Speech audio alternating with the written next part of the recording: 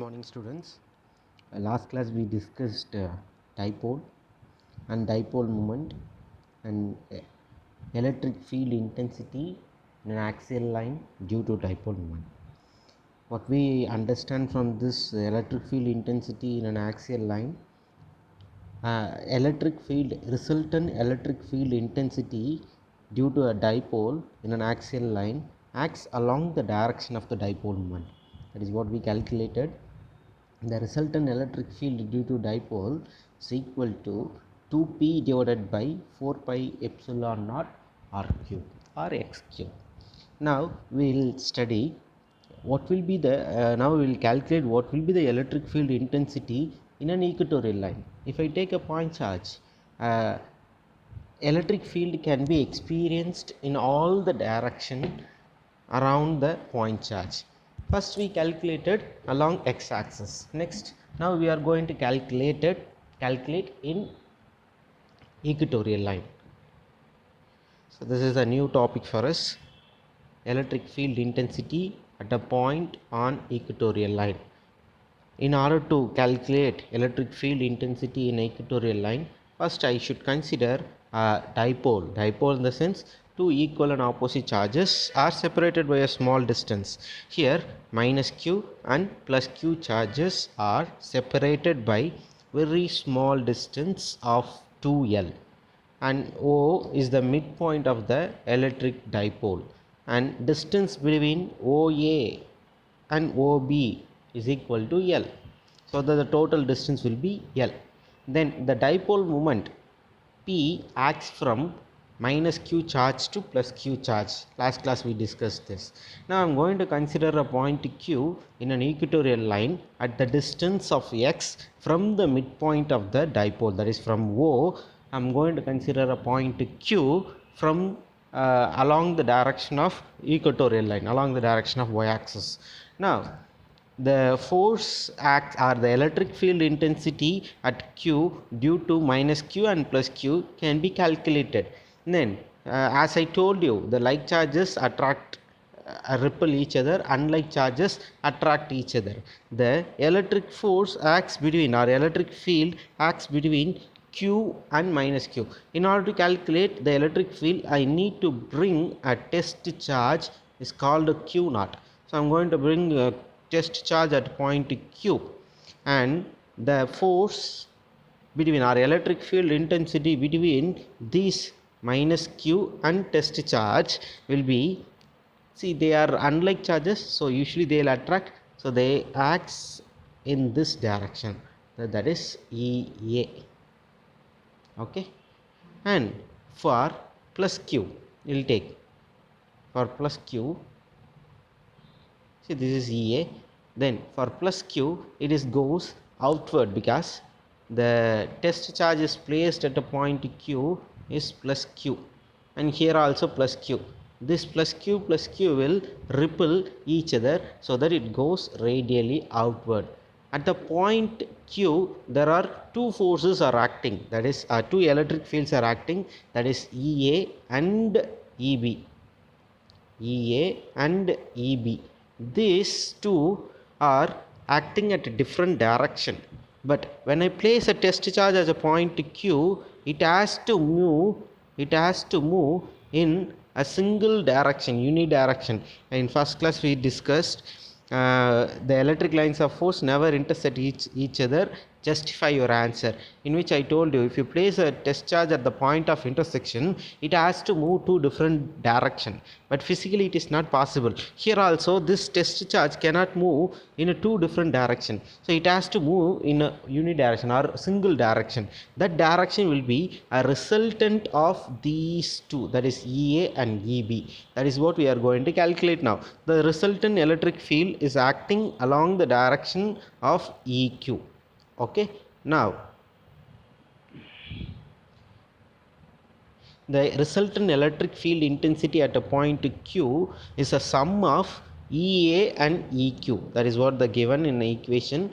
The electric field intensity at a point q is equal to EA plus EB. Here all are vector quantity, so I need not to say again and again, EQ vector equal to EA vector plus EB vector.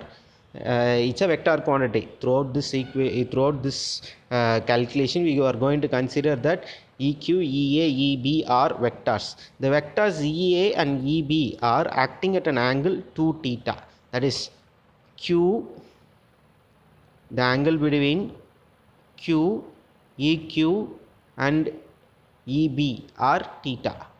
The same way, the angle between Q, EQ and EA is theta. So that the total angle will be 2 theta. Then, what is the value of EA? This we can calculate from electric field intensity formula, that is EA is equal to 1 divided by 4 pi epsilon naught Q divided by x square plus L square. You might have doubt how this x square plus L square comes. We know the formula, electric field intensity, that is 1 divided by 4 pi epsilon naught Q divided by R square. What is this R? It's a distance between the charges. Here, the distance between the charges, that is AQ, can be calculated by using Pythagoras theorem. What is that Pythagoras theorem? This hypotenuse square, that is AQ square equal to this L square plus this x square.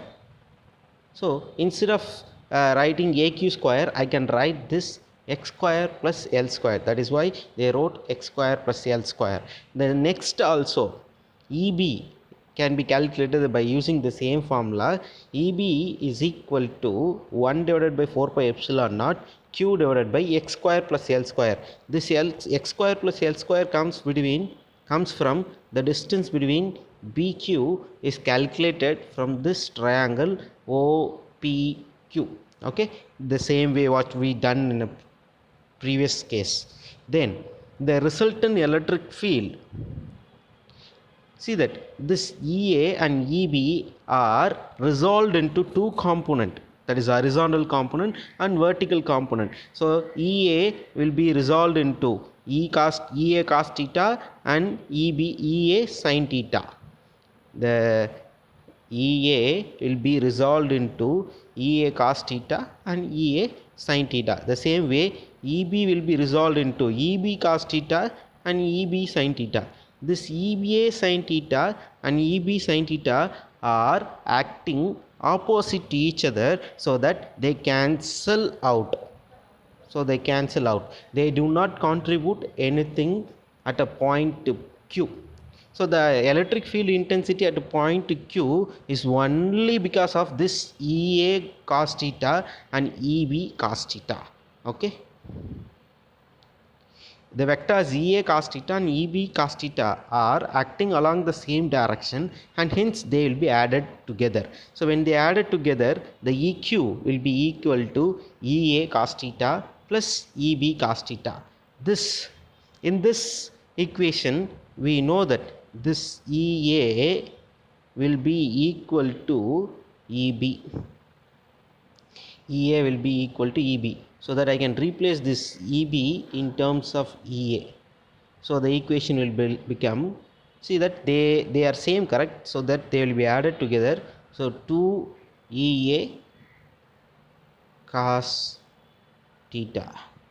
Now we know the value of EA is here. EA. Substitute the EA value here. And cos theta need to be calculated. The cos theta is calculated from the triangle of AOQ. Okay, cos theta is here. Cos theta is equal to adjacent by hypotenuse. What is the adjacent side? This is the adjacent side. So adjacent is equal to L divided by hypotenuse is here. Then what is the hypotenuse value? AQ value is nothing but AQ. I need AQ alone, but previously we calculated this AQ square is equal to L square plus x square. I need only aq. Take the square on other side so that it becomes square root. So square root can also be written 1 by 2. So L square plus x square whole power 1 by 2. That is the value of aq. Let let it be. We will substitute this value in next term.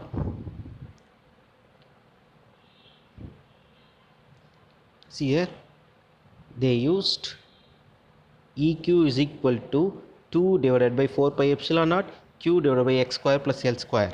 Then the cos theta value is equal to adjacent by hypotenuse. The adjacent side is L and hypotenuse is x square plus L square whole power 1 by 2.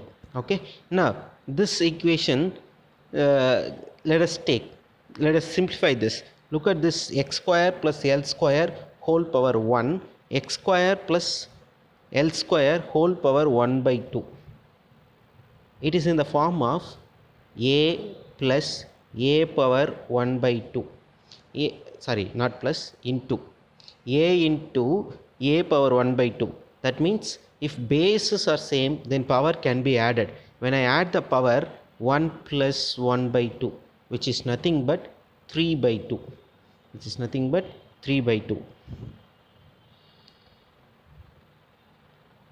So that is what given here. EQ is equal to 1 divided by 4 pi epsilon naught Q to L.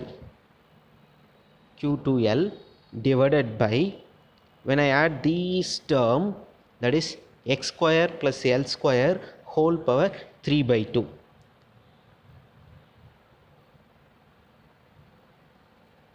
Here in this equation, this Q2L is called as electric dipole moment that we studied, product of magnitude of the charge and the distance between them. So I can write this Q2L as a dipole moment, that is P. So that the equation will be 1 by 4 pi epsilon naught Q divided by, P divided by x square plus L square whole power 3 by 2. So that is a final equation for electric field intensity in an equatorial line. In this case, what happens if the point, this point Q is lies at point O? That means the x is becomes 0. If when x becomes 0, then again it is going to be axial line. Then compare this x and L. When L is very smaller than x, then we can neglect the x, we can neglect the L. When I neglect the L, I will get only x square.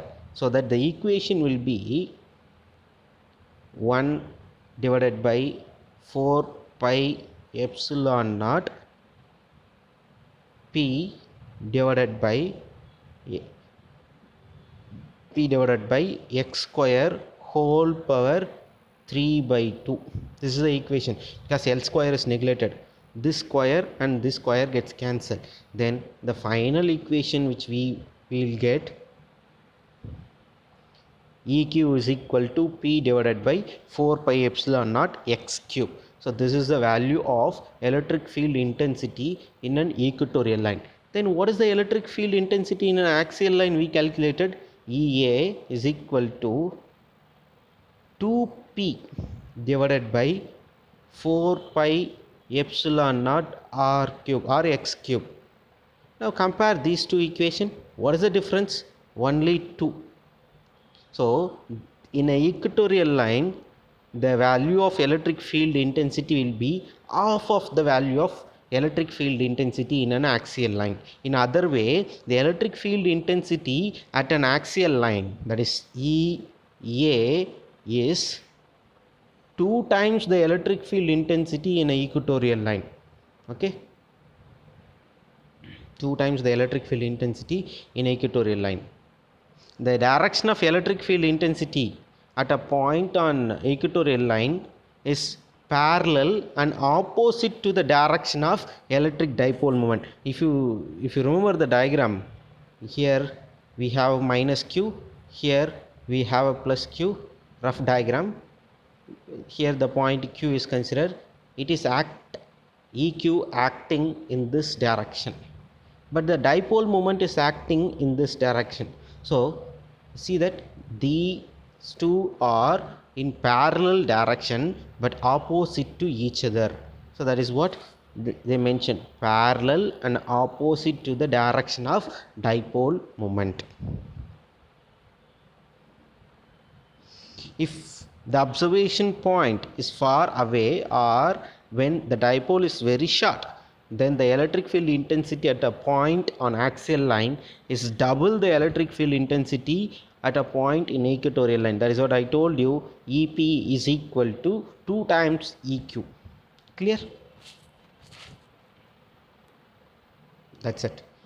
So in this class we started discussing about electric field intensity in an equatorial line. In an equatorial line we calculated the electric field directions due to minus q charge and plus q charge, and the total result, the resultant electric field is EQ is equal to EA plus EB, and we calculated what is EA value and EB value.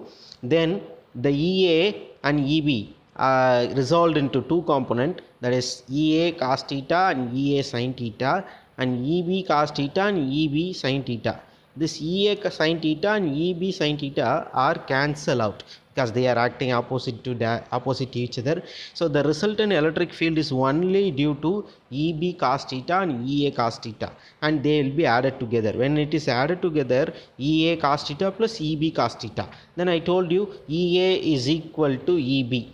So I can replace this EB into EA. So the equation will becomes 2 times 2 EA cos theta.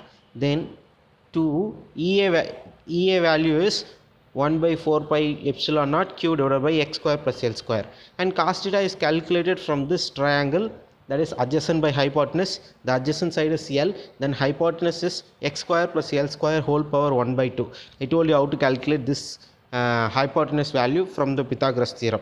By substituting that, we will get the electric field intensity at equatorial line is equal to 1 by 4 pi epsilon naught P divided by x square plus L square whole power 3 by 2. When we compare the value of x and L, the L is very smaller. When L is very smaller, then it can be neglected. When it is neglected, we will get only EQ is equal to P divided by 4 pi epsilon naught x cube, or here y cube also can be used. That is the notation in which our distance at which we consider the point Q from the center of the dipole. Then